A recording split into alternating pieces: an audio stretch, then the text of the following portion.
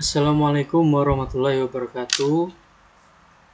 Saya Sonata Mahardika dengan NIM 2283230046 dari jurusan Pendidikan Vokasional Teknik Elektro FKIP Untirta. Pada kali ini saya ingin membuat video untuk ujian tengah semester mata kuliah Pendidikan Teknologi dan Vokasional. Dan dosen pengampu Bapak Muhammad Fatur Rahman, SPD Eskom MPD. Langsung saja pada soal yang pertama, yaitu dalam aliran filsafat pendidikan terdapat beberapa aliran, yaitu aliran realisme, aliran idealisme, aliran esensialisme, aliran perennialisme, aliran pragmatisme, aliran rekonstruksionalisme, aliran progresivisme, aliran positivisme, dan aliran empirisme.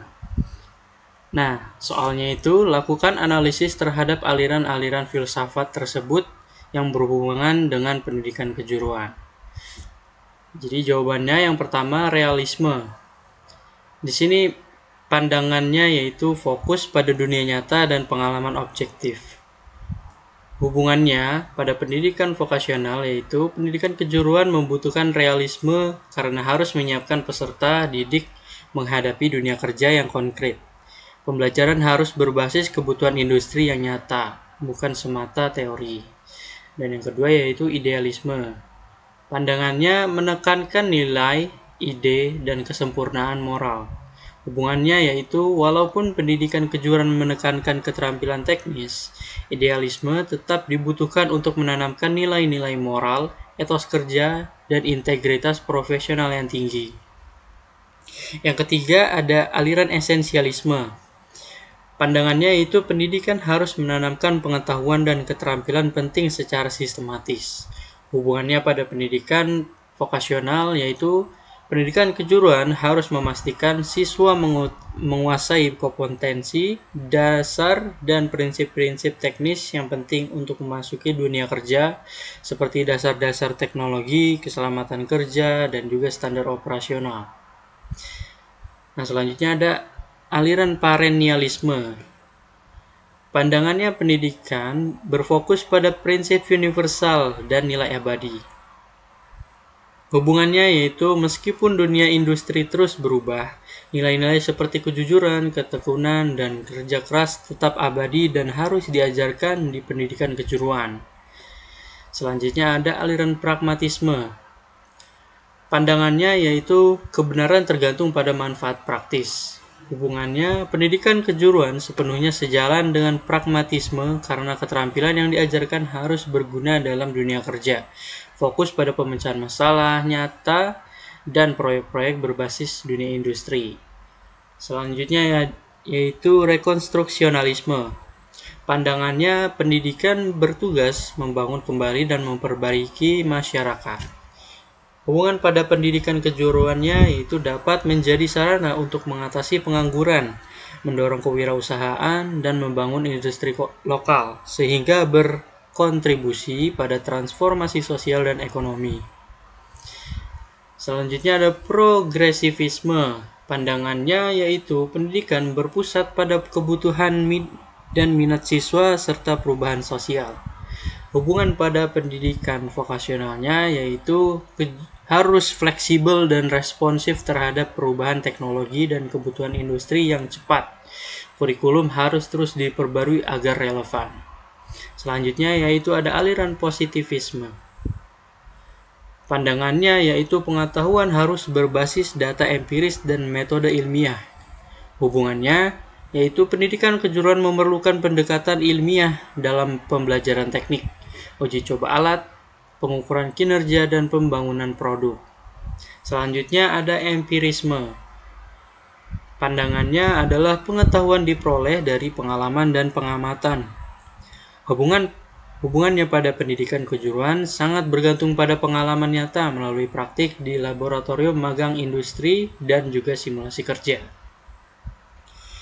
Selanjutnya ada soal kedua, yaitu apabila Anda mendirikan sebuah SMK, jelaskan secara lengkap langkah-langkah dan persiapan yang akan Anda lakukan supaya SMK tersebut menghasilkan lulusan yang mempunyai kompetensi serta dapat bersaing dengan lulusan dari lembaga lain?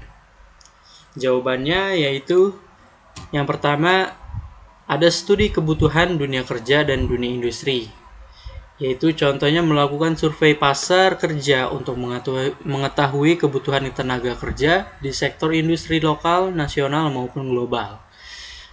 Dan contoh yang kedua yaitu berkoordinasi dengan asosiasi industri, kamar dagang, dan instansi pemerintah, yaitu Dinas Tenaga Kerja dan Dinas Pendidikan. Dan contoh yang ketiga yaitu menentukan program keahlian atau jurusan yang relevan dan dibutuhkan. Selanjutnya, perencanaan visi misi dan tujuan SMK. Yang pertama yaitu menyusun visi jangka panjang, contoh menjadi SMK unggulan berstandar industri 4.0. Dan contoh yang kedua yaitu menyusun misi yang mencakup pembentukan karakter, penguasaan teknologi, dan kemitraan industri.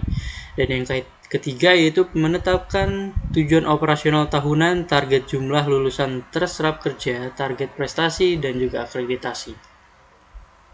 Selanjutnya ada pendirian, legalitas, dan perizinan. Yang pertama menyiapkan proposal pendirian SMK. Yang kedua mengurus izin operasional ke Dinas Pendidikan Provinsi. Yang ketiga mematuhi standar sarana prasarana sesuai ketentuan pemerintah, yaitu Permendikbud tentang SMK. Selanjutnya yaitu ada penyusunan kurikulum berbasis industri. Contoh pertamanya yaitu mengadopsi kurikulum Merdeka dan kurikulum SMK Pusat Keunggulan SMK PK. Selanjutnya melibatkan industri dalam penyusunan kurikulum, yaitu teaching factory, magang industri, dan project based learning. Dan yang ketiga, menyediakan unit produksi di sekolah untuk pembelajaran berbasis proyek nyata.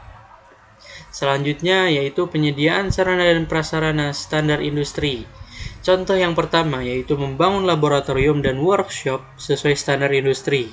Contoh yang kedua yaitu menyediakan peralatan praktik mutakhir seperti alat berat, mesin CNC, komputer, server, robotik, dan lain sebagainya. Dan contoh yang terakhir yaitu menerapkan sistem keselamatan kerja atau K3 dalam fasilitas praktik. Selanjutnya itu ada rekrutmen dan pengembangan guru berkualitas. Yang pertama yaitu merekrut guru produktif dengan pengalaman industri. Yang kedua, mengadakan pelatihan guru atau upskilling dan reskilling. Yang ketiga yaitu mendorong guru untuk mendapatkan sertifikasi kompetensi dari lembaga resmi seperti BNSP dan LSP. Selanjutnya yaitu membangun kerjasama dengan dunia usaha dan dunia industri. Contoh pertama yaitu menandatangani MOU atau Memorandum of Understanding dengan perusahaan, pabrik, hotel, startup, dan lain-lain. Contoh yang kedua yaitu menyusun program PKL atau praktik kerja lapangan terstruktur. Yang ketiga membuka kelas industri bersama perusahaan mitra. Dan yang keempat yaitu menyediakan program magang guru di dunia industri. Selanjutnya ada penerapan pendidikan karakter dan soft skill. Contoh yang pertama yaitu membangun budaya disiplin, tanggung jawab, kerja sama tim, dan kejujuran. Yang kedua, menyediakan program leadership camp, pelatihan public speaking, dan entrepreneurship. Selanjutnya yang ketiga ada mengintegrasikan pendidikan karakter dalam kegiatan akademik dan non-akademik. Selanjutnya ada penerapan sistem sertifikasi kompetensi. Contoh yang pertama yaitu setiap siswa wajib mengikuti uji kompetensi oleh LSP atau Lembaga Sertifikasi Profesi di akhir masa pendidikan. Dan yang kedua yaitu memberikan sertifikat kompetensi yang diakui industri. Selanjutnya, monitoring, evaluasi, dan pengembangan berkelanjutan. Yang pertama, ada melakukan evaluasi kurikulum dan kinerja lulusan setiap tahun, melacak tingkat penyerapan lulusan di dunia kerja, dan yang terakhir menyusun rencana pengembangan SMK berbasis data evaluasi. Selanjutnya, soal nomor 3, yaitu buatlah catatan negara, nama program, pengertian perkembangan, program unggulan, dan lain-lain terkait perkembangan pendidikan kejuruan di berbagai belahan dunia yang mempunyai ciri khas dari negara tersebut, minimal 10 negara. Baik, yang pertama yaitu ada Jerman. Nama programnya adalah Dual System. Di sini pengertiannya yaitu pendidikan kejuruan berbasis sekolah dan magang industri secara bersamaan.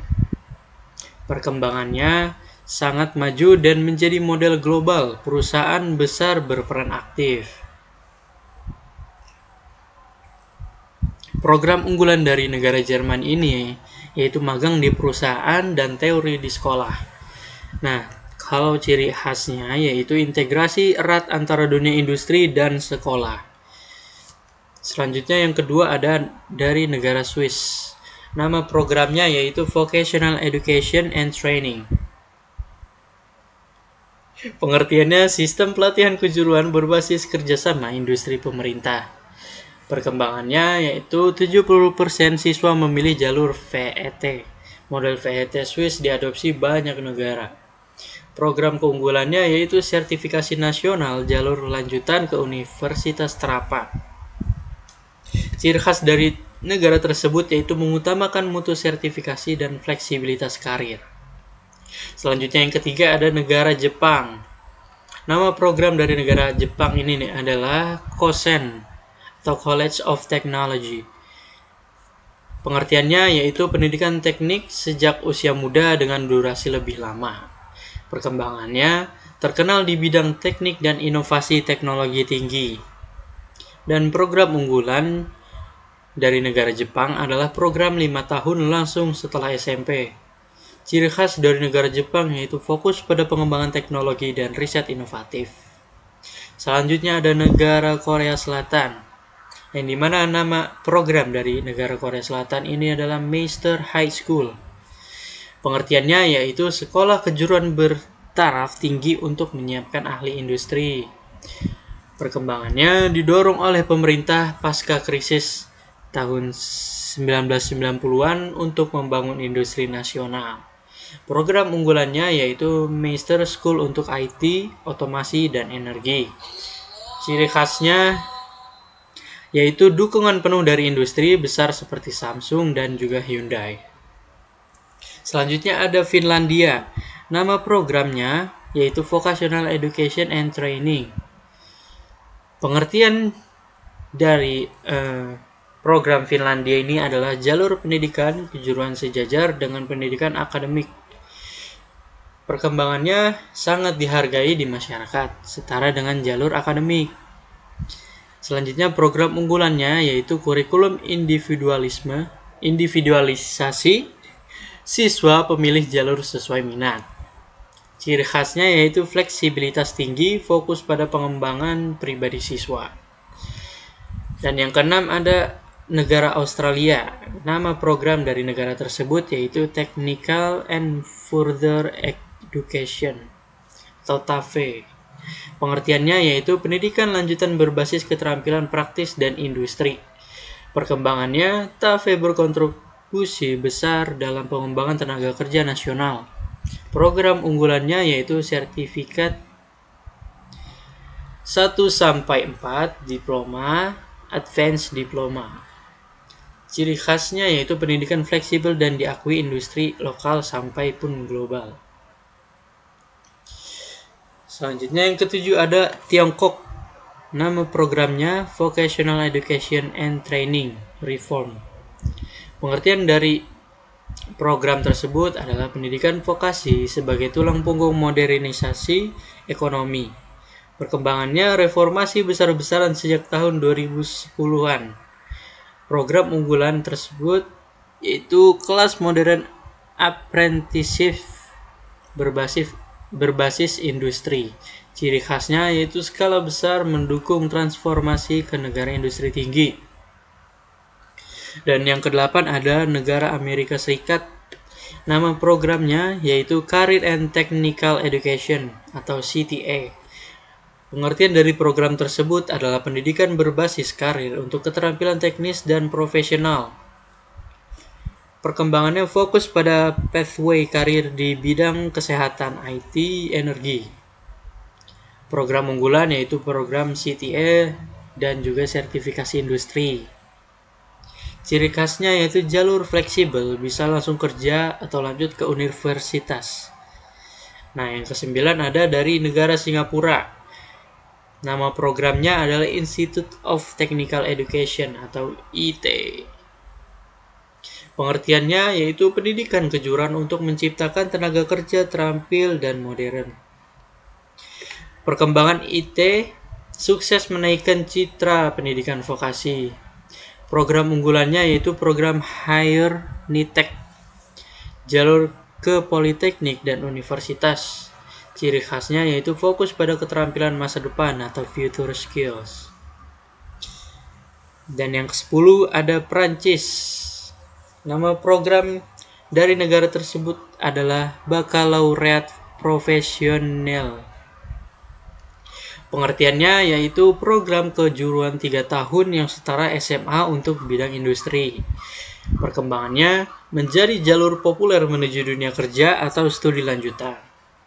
Program unggulan dari negara Prancis adalah Bac Pro, bidang perhotelan, teknik, dan juga pertanian. Ciri khasnya, program ini menggabungkan teori dan kerja praktik intensif. Mungkin cukup dari saya untuk video kali ini.